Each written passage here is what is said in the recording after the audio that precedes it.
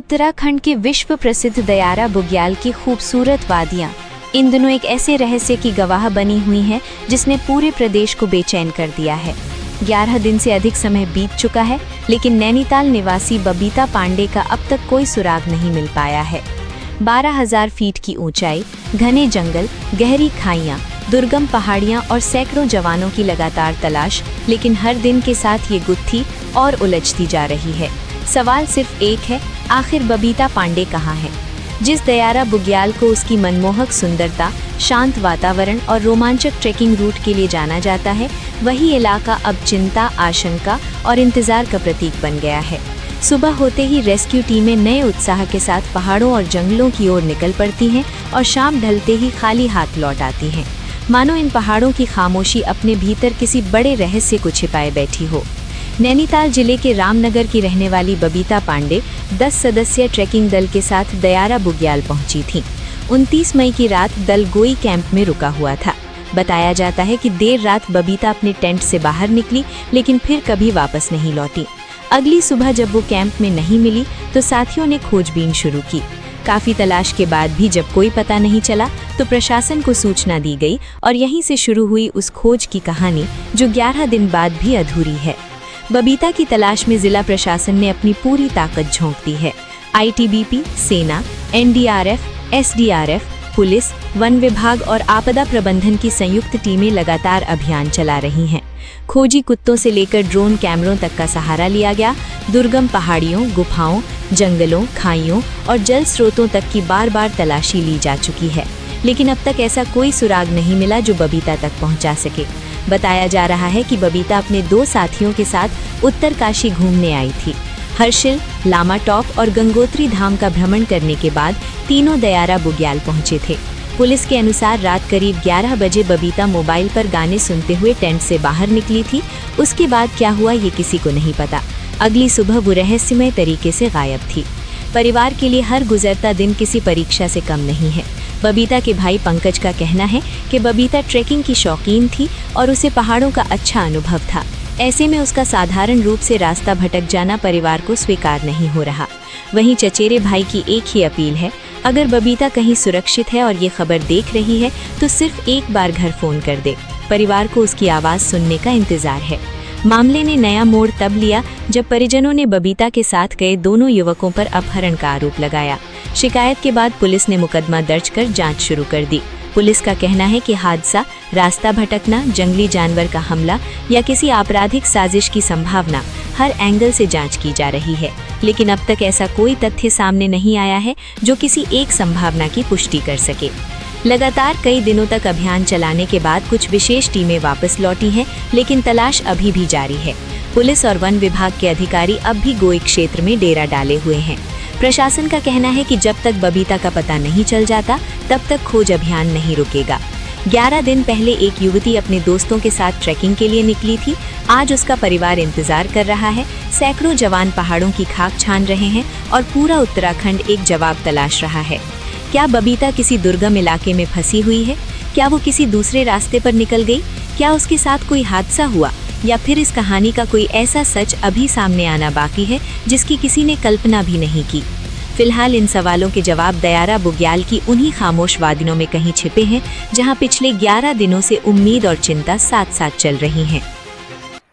दिनांक 31 मई 2026 को रात्रि लगभग 10:30 बजे भटवाड़ी चौकी से सूचना मिली कि एक ट्रैकिंग दल जो कि दयारा बुग्याल की तरफ गया हुआ है, उसमें से एक महिला जिसका नाम बबीता पांडे बताया गया, रहस्यमयी संदिग्ध परिस्थितियों में लापता हो गई।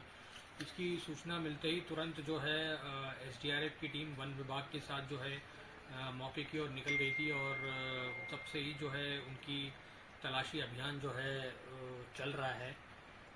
इसकी बड़ी व्यापक स्तर पे सर्च एंड रेस्क्यू ऑपरेशंस चल रहा है, जिसमें एसडीआरएफ, उत्तराखंड पुलिस और वन विभाग की टीम संयुक्त रूप से स्टार्टिंग से सर्च एंड रेस्क्यू ऑपरेशन चला रही है।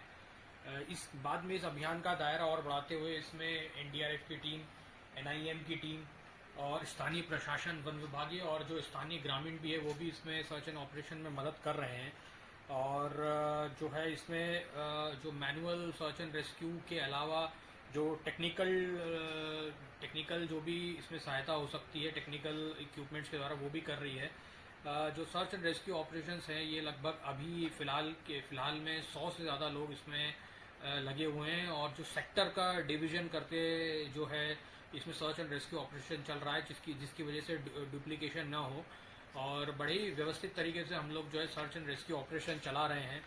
इसके अलावा हेलीकॉप्टर के माध्यम से भी ऐसे जो दुर्गम क्षेत्र हैं, जो जहाँ मानव पहुंच से दूर हैं, जो खाइयाँ हैं, गहरी खाइयाँ हैं, जल स्रोत हैं, वहाँ पे कल जो है एसडीआरएफ और लोकल प्रशासन ने हेलीकॉप्टर के माध्यम से भी एरियल सर्विलांस किया था।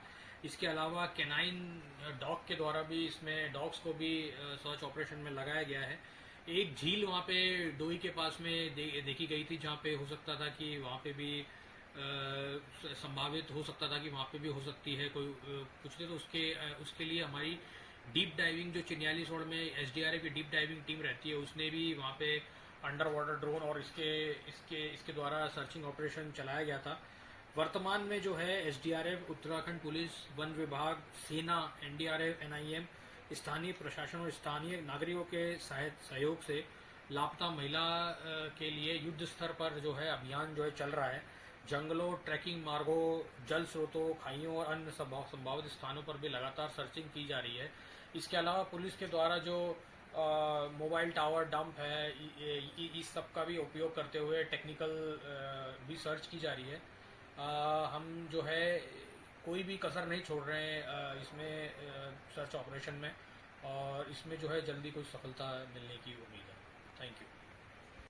देखिए, अभी हमारे लिए बहुत एक प्राथमिकता है कि बबीता पांडे की खोज करना, और उसमें हमारी यहाँ पे पूरी टीम्स लगी हुई हैं। बल्कि एक सीईओ के नेतृत्व में हम रेस्क्यू अभियान चला रहे हैं, और एक सीईओ के नेतृत्व में हम लोग पूछताछ और जो भी हमारे और एंगल्स हो सकते हैं, चाहे वो सर्विलांस से हो, चाहे वो मोबाइल से रिलेटेड हो, तो उसमें भी पूरी हम सीसीटीवी से रिलेटेड हो, तो वो हम पूरी इसमें जानकारी कर रहे हैं।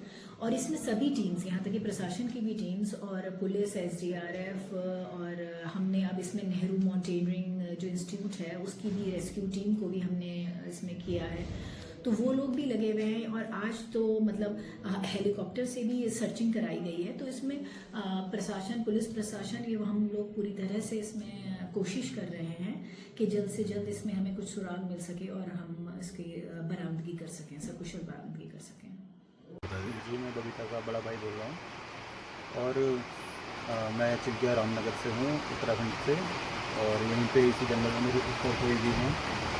और हम भी मतलब 5 दिन से लगातार अपनी बहन की तलाश में लगे हुए हैं।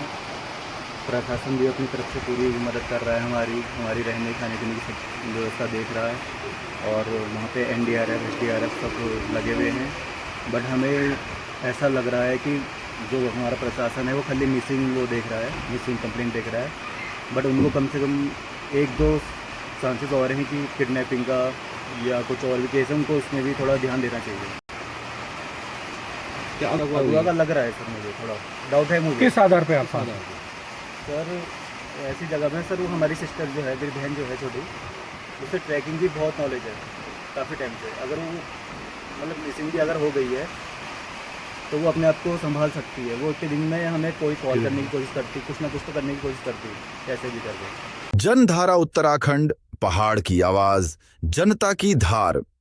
हमारा उद्देश्य है बिगड़ी हुई सामाजिक परिस्थितियों को पटरी पर लाना और हर पहाड़ी की बात को जन जन तक पहुंचाना। ये सिर्फ एक न्यूज चैनल नहीं, बल्कि आपकी आवाज है, आपकी हिम्मत, हमारा हौसला है। तो हमारे इस जन जागरण अभियान से जुड़िए, लाइक करें, सब्सक्राइब करें, कमेंट करें, और अगर पसंद आए तो शेयर जरूर करें, क्योंकि जनधारा उत्तराखंड, जनता की बात।